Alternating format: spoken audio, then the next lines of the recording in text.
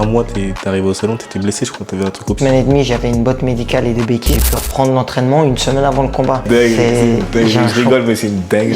Les gens, ils avaient trop le seum contre moi. Ils disaient que du genre, j'étais arrogant de ouf. Parce que là...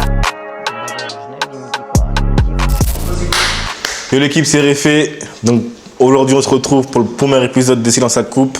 Mais avant de parler de tout ça, de ce week-end, de ce qui s'est passé, on va présenter Jason Kongolo. Donc vas-y, présente-toi. Salut à tous, moi c'est Jason Kongolo, boxeur, kickboxer professionnel, lausannois. Et c'est tout. T'as rien d'autre à dire. Donc du coup, présente-toi, t'es quoi? T'es boxeur, ça te fait combien de temps? Quelle est ta profession? Est-ce que tu as envie aujourd'hui? Voilà, dis-moi tout, je veux tout savoir. Aujourd'hui, je suis kickboxer professionnel. Je travaille aussi à côté, chez un de mes sponsors officiels. Mais de vivre de ce sport-là, c'est très compliqué. Malgré le gros palmarès que j'ai, c'est très compliqué d'en vivre, en dehors d'une grosse organisation. En parlant de ton palmarès, tu peux nous le citer, s'il te plaît? J'aimerais bien savoir à qui j'ai affaire. Là, j'ai 10 victoires, 9 victoires, 2 défaites, une de ce week-end, entre parenthèses. Entre parenthèses, on en parlera plus tard. Et ouais, sinon avec 3 victoires par KO. 3 victoires par KO? Ok. T'es KO, c'est ça? T'es KO, c'est ça? Ah ouais, t'es KO technique. KO technique, ok, j'ai capté. Bon, après, je suis pas la personne qui va détruire ses adversaires et je vais plus faire durer le spectacle, faire du show. Ok, d'accord. T'es un peu... Ok, d'accord, j'ai capté. J'ai capté, t'es comment? Ok. T'as commencé quand la boxe? La boxe, j'ai commencé à cause de mon frère. J'ai eu cet amour pour ce sport, cette passion. C'est devenu une passion par rapport à mon frère qui boxait, qui me prenait tout le temps à la salle dès mes 6 ans. Il m'entraînait un peu. J'étais à fond dans le foot, je jouais au Lausanne Sport. Mais il me prenait souvent à la salle pour m'entraîner un peu. Et okay. Voilà d'où est venue cette passion. Et du coup, c'est-à-dire que tu switches entre le foot et la boxe du coup? Bah, en gros, je faisais du foot, je faisais de la boxe, j'ai fait du karaté et j'ai fait du judo en même temps aussi. Ah ouais? Ouais. Ah ouais, j'ai capté. C'est un hybride, genre. C'est un hybride. genre vraiment au foot, genre t'as eu un bon niveau, genre de là à pouvoir jouer avec moi ou Le problème, c'est que t'aurais pas eu mon niveau pour être sur le terrain avec moi. Ok. Je sais pas si tu vois ce que je veux dire. Ok, j'ai capté, excuse-moi. Ça va. Excuse-moi. Ok. Et du coup, tu switches entre tous ces sports. D'accord. Et du coup, t'es un sportif, tu peux se dire que c'est un mode de vie, du coup. C'est-à-dire que tu fais attention à ce que tu manges, tu fais du sport tous les jours, je suppose. On va dire que t'as un planning. Ouais. C'est ça. Et en plus, tu travailles en même temps, donc ça va être compliqué. Comment ça se passe au quotidien? J'ai un emploi du temps très chargé entre le travail, les entraînements, tout ce qui est en dehors aussi de la boxe, ce qui est réseaux sociaux, sponsors, partenaires et tout ça. Donc, ça demande énormément de temps. Donc, je passe la plupart de mes journées, mes week-ends à travailler, que ce soit dans la vie tous les jours et dans ma vie de sportif. Ok. Et du coup, pourquoi tu as choisi la boxe du coup? Parce que tu me parlais de tous les sports et pourquoi tu as choisi la boxe et pas le foot? De base, j'étais dans le foot et j'ai eu des complications avec mon club en Suisse. Je vais partir en Italie, ce qui ne s'est pas fait. J'ai eu des blocages un peu avec mon club en Suisse, donc ça a un peu foutu en l'air mes projets. Donc par la suite, j'étais un peu saoulé du foot et tout ce qui avait aussi de l'injustice, le favoritisme et tout ça. Moi, je suis quelqu'un, j'aime pas. Je déteste quand il y a un truc que j'aime pas. Je vais le dire et je vais le faire savoir. Donc ouais, et c'est pour ça que après j'ai commencé les combats, j'ai commencé à combattre. Ok. Et t'es pro depuis quand? Je suis pro, là ça va faire 3 ans. Ok. 3 ans que je suis pro. Ok, d'accord, ça fait 3 ans. Donc ce week-end on t'a accompagné pour un combat à Barcelone. Qu'est-ce que tu peux en dire? Dis-moi-en. Enfin, tout le monde veut savoir ce qui s'est passé. Barcelone, faut savoir que ce combat-là devait se faire le 17 mai déjà. Ça a été repoussé la première fois. Mais pourquoi ils ont repoussé? L'événement, la salle, ils m'ont pas donné plus de détails par rapport à ça. Ça m'a bloqué sur plusieurs opportunités de combattre ailleurs. Ils ont décalé ça au 26 juillet. Ce qui s'est fait ce week-end-là. Croyez-moi, j'y étais quel week-end? Ce week-end-là, un cauchemar. Plus de ça, c'était mon anniversaire. Exactement ce que j'allais dire. C'était mon anniversaire le 25, le vendredi 25, le jour de ma pesée, le jour de ma première galère, mon arrivée à Barcelone. Aussi, un truc qui est très important à savoir, c'est que je m'auto-manage tout seul. Je gère mes combats, c'est moi qui fais tout seul de A à Z. Et j'étais en contact avec l'organisateur. Et l'organisateur, déjà, c'était énormément de complications par message, l'hôtel, les billets d'avion. Ils m'envoyaient pas les billets d'avion. Il y avait toujours de l'attente, toujours des complications. Et jeudi soir, je demande les billets d'avion. Ils m'envoient.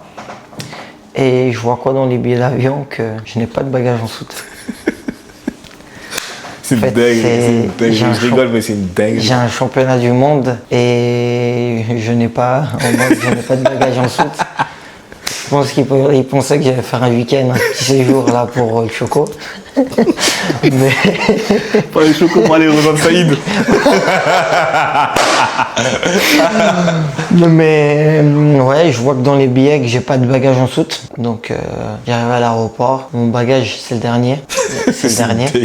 Et la dernière minute pour enregistrer. Et j'arrive à enregistrer tout ça. J'enregistre mon bagage. J'arrive à Barcelone pendant plus d'une heure, 1h30. Je cherche mon bagage, je le trouve pas. Je vois, il arrive pas. Je leur dis comme quoi je trouve pas, j'ai pas mon bagage. Ça fait 1h30 que je le cherche et je le retrouve pas. Et eux, ils essaient de le chercher. Et ils me disent comme quoi ils arrivent pas à le localiser. C'est dingue. Et que si le bagage il vient dans 2 jours. Il faut savoir que dans 2 jours, moi je suis déjà en Suisse. Je suis déjà en Suisse, il me sert à rien. Donc je fais le rapport et tout ça. On envoie et il nous dit que dès que la valise arrive, ils vont soit nous appeler ou soit nous envoyer un message pour nous dire qu'ils nous amènent la valise à l'hôtel ou on va la chercher à l'aéroport. Et vendredi soir, après la pesée, je me suis dit peut-être j'ai la valise, pas de nouvelles. Samedi, pas de nouvelles. Et c'était avant-hier. Je crois que ça devait être lundi si je me trompe pas. Mon frère il reçoit un message comme quoi ils ont livré la valise à l'hôtel. Alors que j'étais rentré déjà dimanche. À l'hôtel à Barcelone? À Barcelone, non, ouais. À Marmita là, je sais pas quoi là. Exactement. Oh putain, à Marmita, excusez-moi, on va biper ça. À Marmita. Miramar. Et, Miramar, voilà. Et là, mon frère m'a envoyé une vidéo hier soir comme quoi il a enfin reçu la valise. Et après mon histoire de valise, j'ai un chauffeur qui est venu me chercher. Un chauffeur qui est venu me chercher pour m'amener à l'hôtel. Il m'amène à l'hôtel. Déjà l'hôtel, en fait j'ai été invité pour mettre ma ceinture en jeu de champion du monde. L'hôtel c'était une catastrophe. Je suis pas quelqu'un qui vit, qui est dans le luxe ou non. Mais un minimum quand même. Un minimum de respect. Et on s'installe dans la chambre et j'avais encore du poids à perdre. Mais il faut savoir qu'il m'a pas donné d'heure de pesée. Je descends à la réception chercher des linges pour le bain chaud. Et dès que je descends, il y a l'organisateur qui est là. Il essaie de me stresser, il s'énerve. Du genre, il me dit qu'il y a la pesée maintenant. Il me parle des chambres d'hôtel, il mélange tout. Et mon frère, il lui dit, Jason, il est pas au poids actuellement, il doit perdre du poids. Tu nous as pas averti, tu nous as pas donné d'heure de pesée. Nous, on s'est dit que c'est plus tard, donc Jason, là, il va aller perdre son poids. Et ensuite, il viendra faire sa pesée. Et le gars, il dit, ok, il y a au cas où il y a un fitness ou il y a un sauna à côté de la pesée, il peut aller là-bas, je vous emmène. Il nous emmène, je vais perdre mon poids, je vais au sauna. Et il nous dit, soyez là à 17h à la pesée. Très important, comme ça on commence et il peut vite manger et tout ça. Okay. Et le vendredi, le jour de la pesée, tu manges pas jusqu'à la pesée. Ok.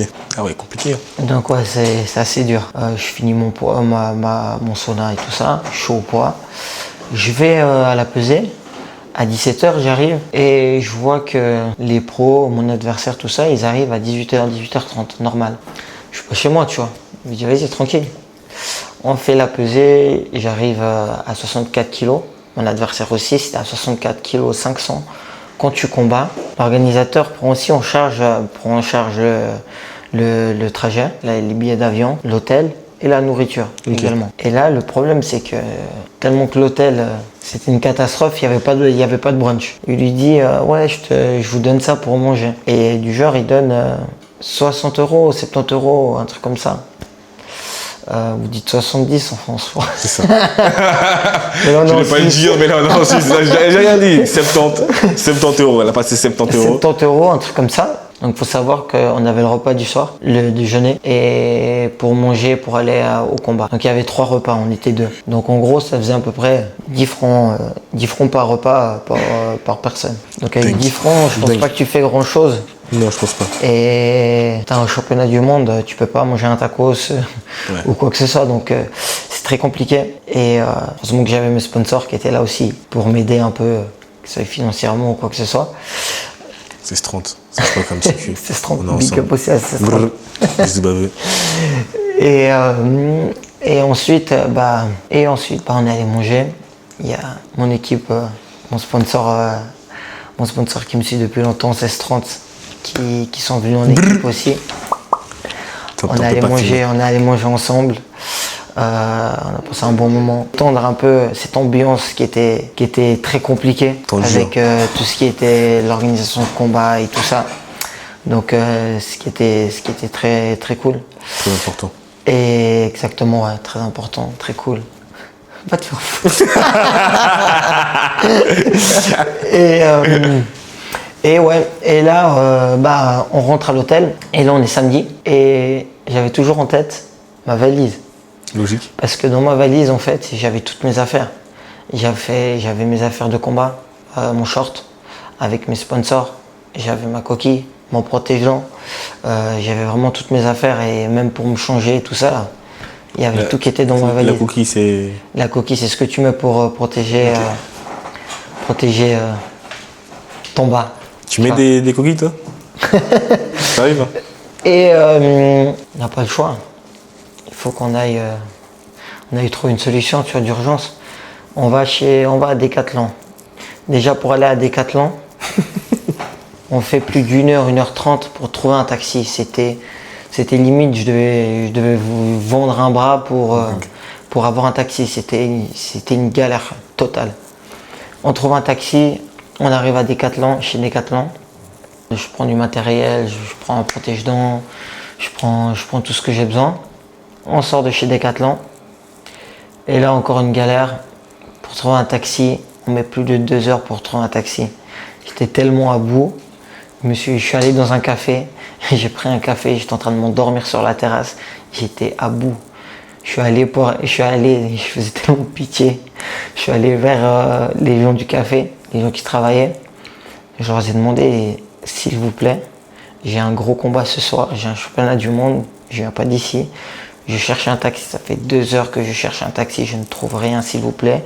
Aidez-moi, je suis fatigué, je dois rentrer dormir, j'ai plus de force, je suis fatigué, je suis à bout. Et ils me disent quoi? Ils me disent, ouais, vous inquiétez pas et tout, on va essayer de trouver une solution et tout ça. Ils essayent de faire des appels, ils appellent. Pendant 5-10 minutes, rien. Ils n'arrivent pas, ils trouvent pas, ils viennent vers moi, ils me disent que malheureusement ils n'arrivent pas à trouver de taxi. On a essayé les applications, tout, impossible. Après, ton truc, toi aussi. Excuse-moi frérot, excuse-moi. Enfin, je sais pas si tu veux prendre à la place de l'organisateur. Ah ouais, Bélec parce que j'ai des vidéos où Daro il envoie des wads, hein. Ah, quel on va biper ça, mais dinguerie, frère. T'as une vidéo où il envoie les doigts? Non, j'ai pas la. Ah, peut-être, hein. Peut-être c'est sûr parce que t'as fait tout le combat, toi. Au moment où ton frère commence à courir vers moi. Ouais. Avant qu'il court, mais en fait, tu vois, mon frère, il a couru vers lui parce qu'il a fait le doigt d'honneur. Ah gros, ça fait. Et de New World, et tu me vois faire. Direct, j'ai fait quoi? J'étais comme ça, genre.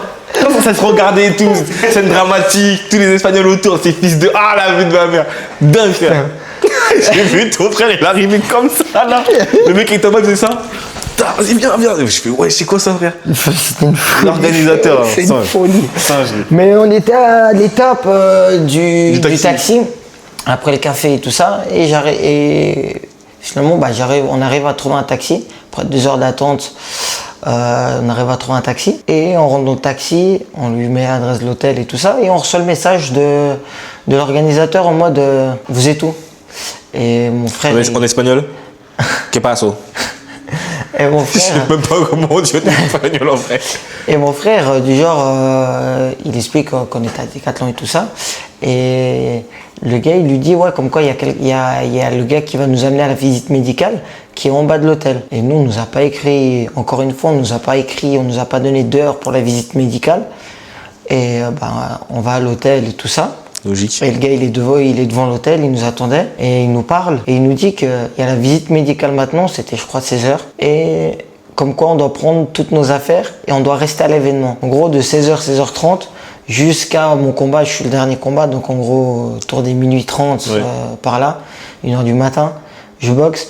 Et du genre, on doit faire tout ce temps-là, on doit rester à l'événement. Ça veut dire tu restes dans ton vestiaire, en quelque sorte dans ta salle, tout le long. Exactement, dans la salle, dans l'événement où il y a, même dans les vestiaires, il y a du monde dans les vestiaires et tout ça. Et pourquoi, genre, c'est obligatoire, genre? Pourquoi il faut ça? Non, mais parce qu'ils voulaient me faire chier jusqu'au bout, tu vois.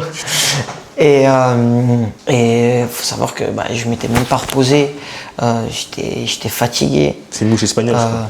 Moi, c'était là, Je crois- avec tout ce qui s'est passé. Tout ce qui s'est passé, je voulais juste annuler le combat. J'avais plus d'énergie, j'avais pas d'énergie, j'étais même pas ma mentale, dans la mentale, j'étais pas apte à aller combattre avec Oui. tout ce qui se passe, tu vois, j'étais trop fatigué. Et C'est ça parce que t'arrives bien à le cacher, hein, parce qu'on ne voyait pas, on nous voyait nous en forme confiant et tout du coup. exactement, après je suis quelqu'un, j'arrive à beaucoup faire abstraction de tout ce qui se passe en dehors. Ouais.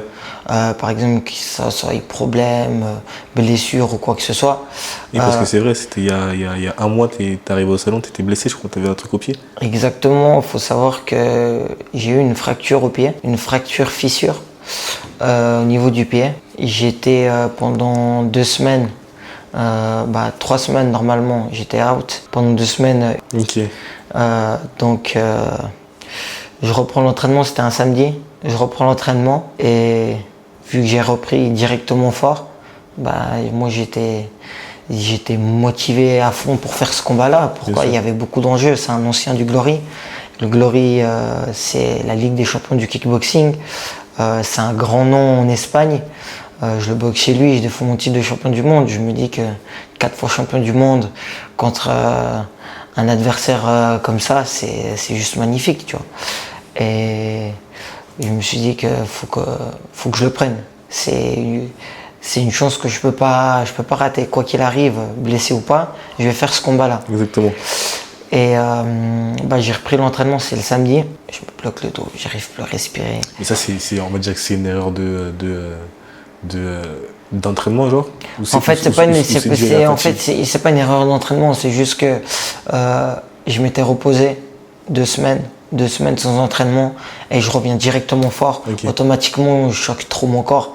J'ai pris rendez-vous d'urgence chez mon physio qui m'a soigné le soir, qui m'a bien soigné, qui s'est bien occupé de moi par rapport à ma blessure au pied et par rapport à mon dos.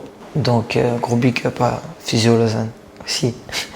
Je fais la visite médicale, je finis et avec mon frère on repart directement à l'hôtel me reposer vu que j'étais super fatigué.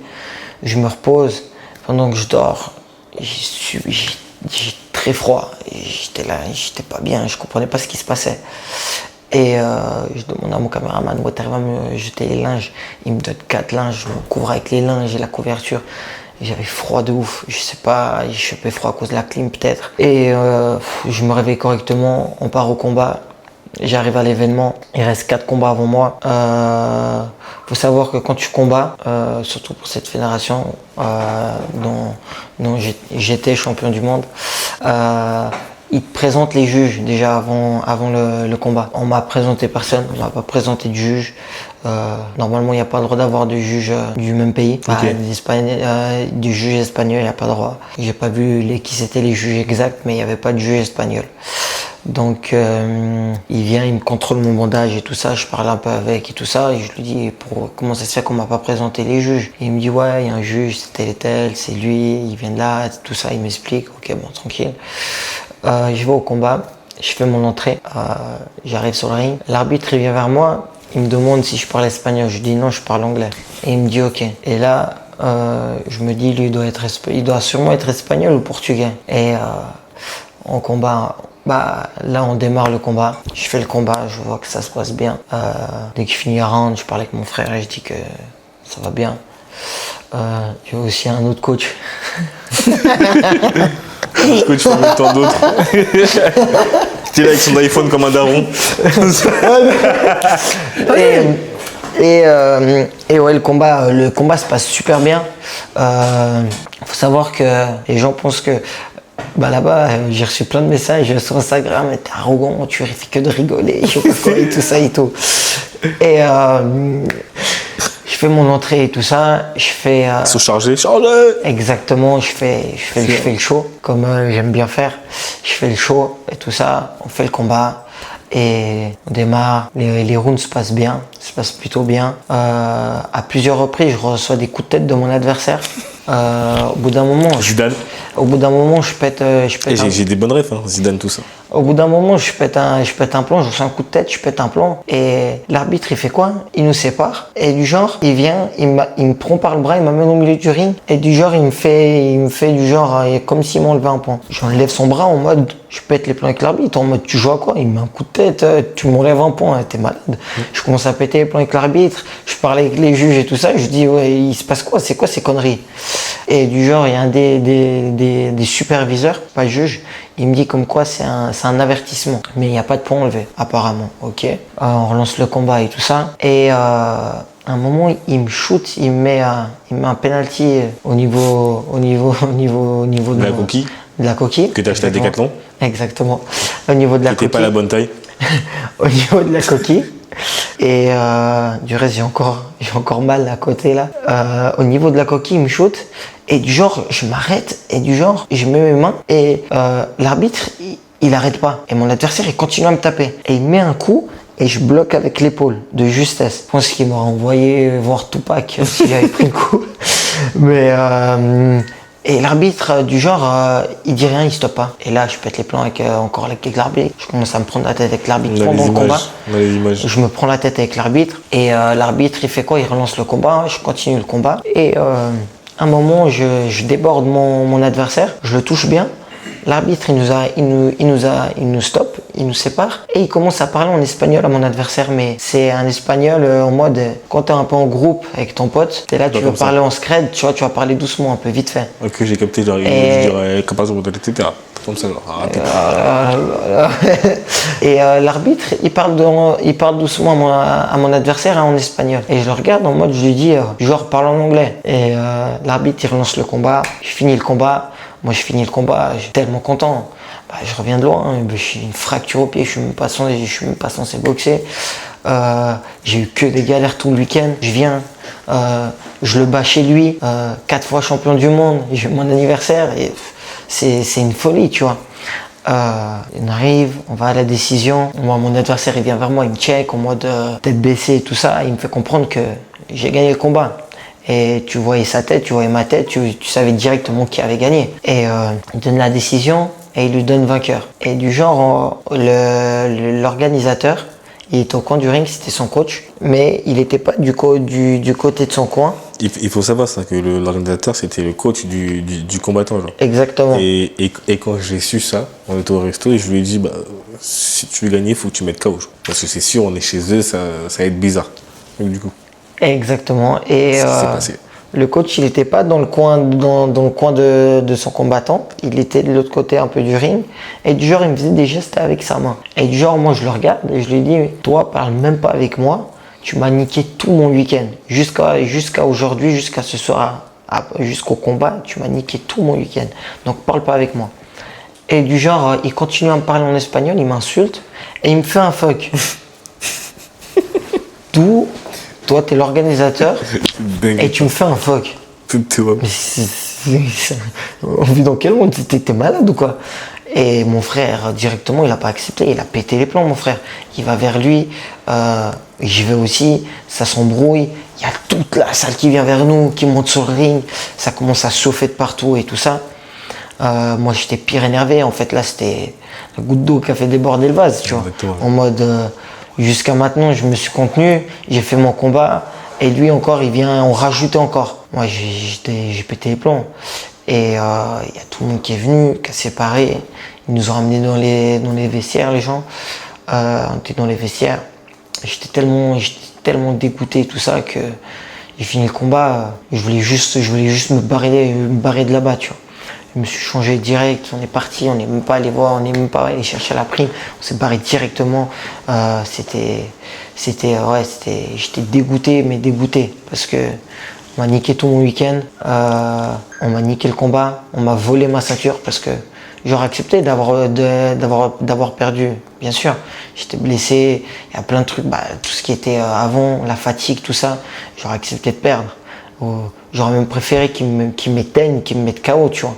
Mais qu'on me vole la ceinture comme ça, alors que je gagne le combat, non, là, moi, par rapport à ça, je suis pas d'accord, tu vois. Parce que moi, j'ai fait tellement de sacrifices pour être là sur le ring ce jour-là, pour gagner ce combat. Et on me vole la victoire, on me vole ma ceinture, mon titre de champion du monde. Ouais, moi, je suis pas d'accord, tu vois. Exactement, tu m'étonnes. Et du coup, tu as fait un recours, quelque chose, un appel? Bien sûr, directement, j'ai fait un recours direct. Bon, là, ce que je vois, c'est que les juges quand jugé le combat, ils le donnent gagnant 3-0, 3 juges à 0. Comme si j'ai pris une domination. Ouais. Donc je comprends pas si on était sur le même, si c'était le même combat qu'ils ont vu ou pas, parce que 3-0 c'est quand même énorme.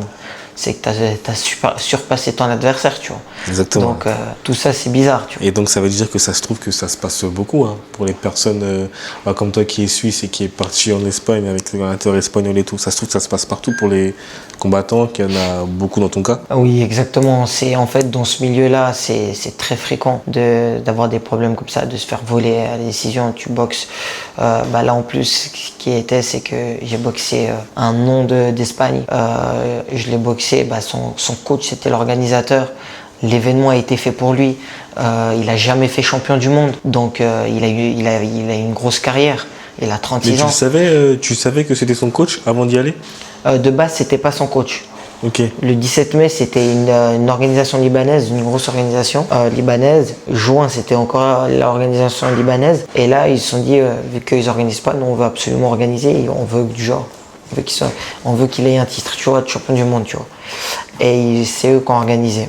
Donc ouais, ils se sont dit, tu vois, il a jamais fait champion du monde, il a une grosse carrière. Donc en plus d'avoir un titre à la maison, tu vois, oui, ça serait beau. Et je suis venu gâcher la fête, mais finalement c'est eux qui ont décidé du sort du combat, tu vois. Exact. Donc moi je savais déjà en partant là-bas que j'étais obligé de le mettre KO. Et il était solide, il a bien tenu, tu vois. Donc ça allait au point et c'est eux qui ont décidé du combat. De toute façon, ça va pas être la même, ça va pas être la même chose, parce qu'il faut savoir que j'étais même pas à 100% pour ce combat-là. J'ai une fracture au pied.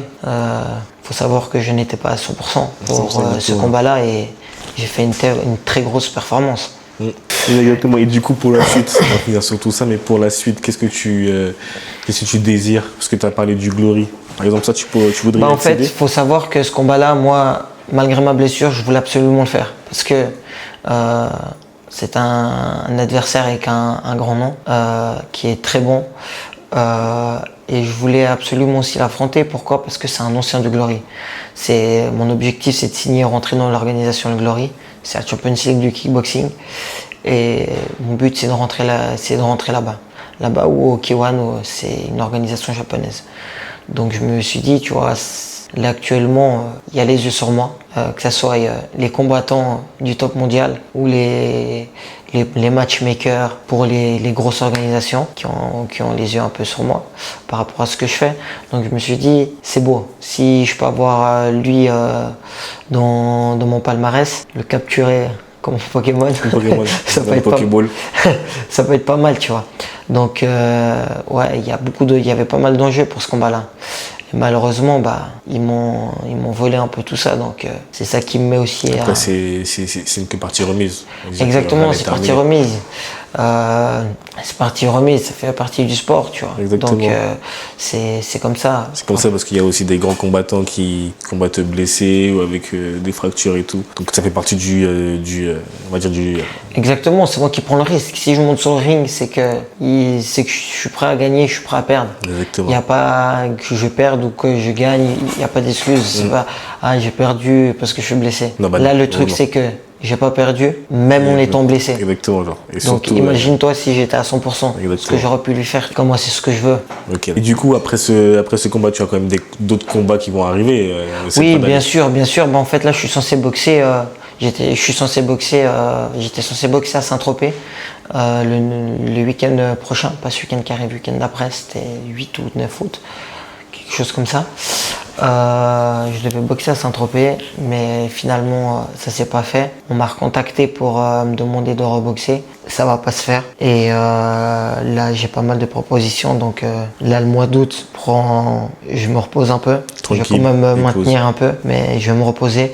Et jusqu'à octobre, je suis censé boxer.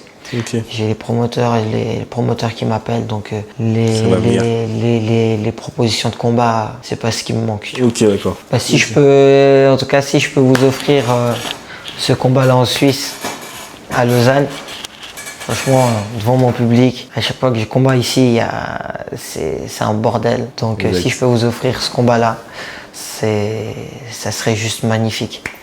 Donc on va voir comment ça va se passer pour la suite. Et de toute façon, vous serez informé de tout ça. Exactement, genre.